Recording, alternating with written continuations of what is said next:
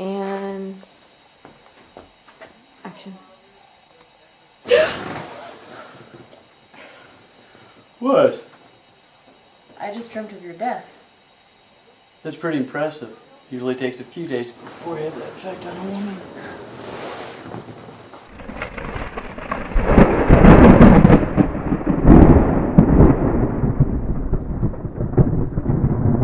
So, take 3 or 4, or or whatever take it is, go. Yeah. So you've had this idea for a while. The idea for this series for a while, right? Yeah, it's been kicking around since 2006. Yeah, and so that's a long time to sit on something, right? And let it brood, and let all the ideas just kind of bubble up to the surface, right? Yeah. It was. The funny thing with it was, as the concept, I started out with it in 2006, right. And it was another couple of years before I actually put together a movie that's based on this concept. And that took a few years to get everyone together, to film it. And doing that, you see a lot of things that you would do differently or you would like to have done. Or there's just, the concept itself had a bigger story. So I always really wanted to do a web series with it because there was just so much growth for the characters. More than 2 hours worth. Yeah, and it's one of those with a movie, you expect it to be the highlight in that person's life. This is like a single event that happened in that person's entire year or lifetime. Right. But to do a series, that gives you the chance to have the characters grow and learn and change, evolve, just like we all do. Right. And so it was actually around 2012 that we actually put a push on turning into more than just a movie, that it would be a series. And so we started casting for it, and I want to say like early to mid 2015 we started casting for the series. And the idea was the series was going to take as long to cast as the movie had, but the reality of it was the complete opposite. We had the series cast in I want to say we had half the cast in two or 3 weeks. Yeah. An entire half the cast, and I mean that doesn't sound like a lot until you realize we have somewhere between 30 and 40 people associated with this. Yeah. We had that in just a couple of weeks, and so I'm like, fuck yeah, we're definitely going to go ahead and make this a series. We're going to make this happen, and that's what we've been working on. I think at the heart of it, the Chosen Universe, there's a balance. Right. Unlike our world where evil people do get away with shit, and the rich can kind of stomp people into the ground. In the Chosen Universe, only if they're really, really terrible people. Yes, but yes, but in the Chosen Universe, yes, money does equal power, especially in celebrity courts. Yes, so I mean, there's that sense of in the real world that we're living in, the sense of justice and fair play isn't necessarily there. It's easy for people to see that they're being overlooked or being mistreated, and a lot of times they are. And the Chosen Universe is my way to be able to live in a world where things are balanced. Yes, there is this evil out there that you have to combat and you have to fight, but you have the tools that you need to fight it. You just have to be willing to stand up and do it. And the Chosen Universe, I think the characters, the Chosen themselves, all demonstrate that point. They all have tools or powers available to them that give them that chance to fight this force of evil that they're battling, and just a chance to not just battle against evil, but to actually make a difference. So it's a little bit more the idea of telling a larger scale story than you could maybe be allowed to in an hour and a half, 2 hours. Yeah. Even as a series of movies, I would feel that we didn't quite get what we needed to, because again, just my take on it. Movies have to keep a constant pace going. You don't get to see what they're doing the next day. You have to jump from one thing to another. But with the series, we kind of get that you can have a really big action piece and then see that even though it looked like everybody was completely fine at the end, you get to see them going back home and, soaking or having to deal with the repercussions of the cuts, the bruises, just, things that you don't see in a movie. that, you know, yeah, sure, you can have magic powers, you can be this whatever, but you still have aches and pains, and you still, so that's still The suffering's humanizes you. still real. I think the Chosen Universe is my chance to have it play around where the field's level, you know. The field's level, the stakes are high, Yeah. and the scale of the story expands. Yeah. So, I mean, the villain of the story right now, Janus, he's every boogeyman you could probably think of rolled up into one. You know, he's got the power. He can, I mean, because of magic, he can reach anybody he wants. So, I mean, that's a significant threat. So, talking about the characters, Detroit is learning to take his game from tricks and sleight of hand to the true wizardly level, correct? Yeah. So he's been in the magic world, but he is now learning to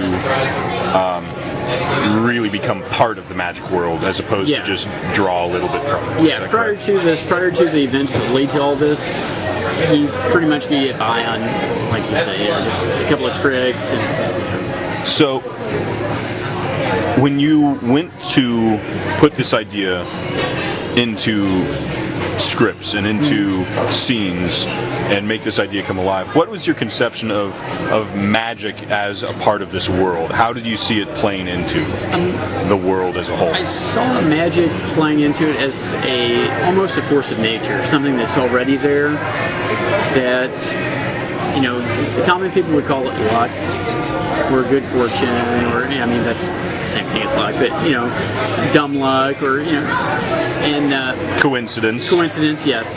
You know, those types of things that happen and you can't really control. It just happens and that's that. So my concept for magic was something that would allow people that had the right knowledge to be able to tap into it and then control it. And I mean, eventually we're going to see some really high level stuff in the series. You know, but that's part of the growth that you're talking about with these characters. Yeah, that right now in this first season, you're seeing them still. Certain ones like Amanda really still growing into her power. Missy's still trying to cope with hers and grow into it. Mardigan, being the physical type, he doesn't need. I mean, does he really even realize that he's got any sort of ethereal power? I think he realizes when he can snap a bone back into place and it heals. Or he has this massive cut and it just, he's watching the skin reknit. It's like, it kicks in that like, oh, okay, that still hurts. That's not normal. That, you know, as fucked up as that was, I'm okay now, you know? So it's like, it kind of dawns on him that, okay, I'm not just human anymore, I'm something else. If you were to talk to people who are looking at this series and maybe thinking about helping out with the series, what's the one thing you would want them to experience or take away from either watching or contributing? What is it that you hope that they get from it? I would like them to just get a sense of wonder at one, just on a behind the scenes level, what we can accomplish. Because I know a lot of people that have read the scripts and that have been floored by the level that's being shot for. You know, we're not just shooting for a lot of talking heads and just an implication of magic. We're going to be showing it. You know, and as a story takeaway, I'd like for people to take away a sense of awe just about seeing magic done in a way that we haven't seen yet. Because, I mean, as good as some movies have been, and I don't want to name any of them, but as good as some movies have been with magic, they always, in my opinion, just fall short of that feel of dangerous. You know, like a wizard, it shouldn't be somebody that is overlooked. I mean, a wizard has that power, you know, and they know they can cause a storm, or they can crush a car with a glance, or just, you know, these things that make a wizard dangerous to have in a group. You know, but it would also make them very, it'd be useful to know a wizard.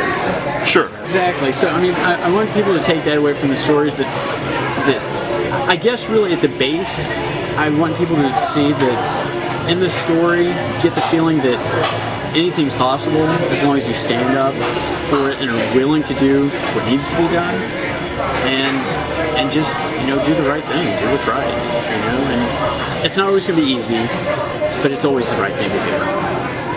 so many independent projects I've seen that could have achieved more, and they do have budgets. They do have money, and you see what they put out, and it's like you could have done more. I mean, maybe that's the story you were going for. My story maybe isn't necessarily what they would shoot for, but for me, it's always got to be like, look at what we can do with next to nothing or with nothing, you know.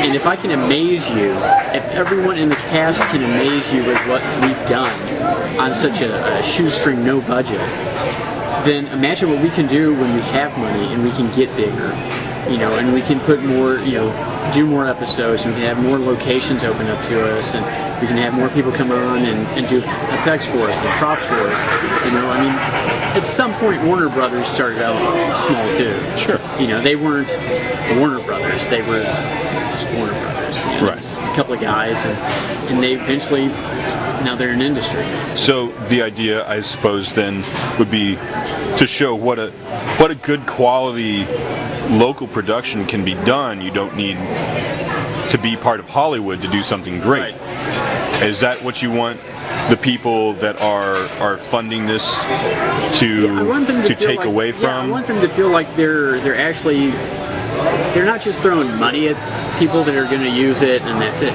They're actually, you're getting in on something that's going to become bigger. You know, I want people contributing to this to know that you're not just going to be a name and a credit. You know, you're actually somebody that's helping build the future for 1134. You know, I mean, I would love to have been the person that helped invest in Warner Brothers. Well, I would too. I don't think anybody would turn that I one mean, down. So the same thinking here is, right now we're just local, but someday we're going to be, you know, global. We're going to be bigger than that. You know, and that's that. I want people to feel like they're a part of that, and to know that they help fund, you know, local artists that are everyone in this has donated their time. So, you know, nobody's been paid for this yet. So I really want to be able to pay these people for the time and effort they put into it, because nobody has shown up on set with a half-baked, half-assed, I'm just going to mumble through this mentality. Everyone has shown up, and some of them have jobs where they've got like 2 hours of sleep. That's it, you know? Or they've shown up after the worst week they've ever had, but they're still ready to go, even when it's like, well, you know what? We can reschedule. It's like, no, we're going to do it. You know, we're going to do this. So this is the same level of professionalism that Hollywood claims to have. From my standpoint, I want to reward that. And I can't personally do that. I need people to contribute, and through those contributions, then I can pay people and To make it a true team effort. yeah, On the part of exactly. not just the cast and crew, but everybody involved, Everyone involved. on the internet and Yeah. otherwise Yeah. to tell a story. Yeah, exactly. Because I've told people before, it's mine when I've got the script and when I'm writing it. It's mine, and I do share writing with Jim, so it's ours at some point. But once it's the script, and once I hand that script over to people, it's all of ours, because I can't make this movie, I can't make a series by myself. It's boring. It takes everyone involved to do it. So I feel that now it becomes theirs. You know, even if it's a bit player, even if it's security guard number 7, you're helping make this story possible. So now you have an invested interest in it. You know, it's going to be your face they see. So yeah, I want everyone involved to kind of have that feeling.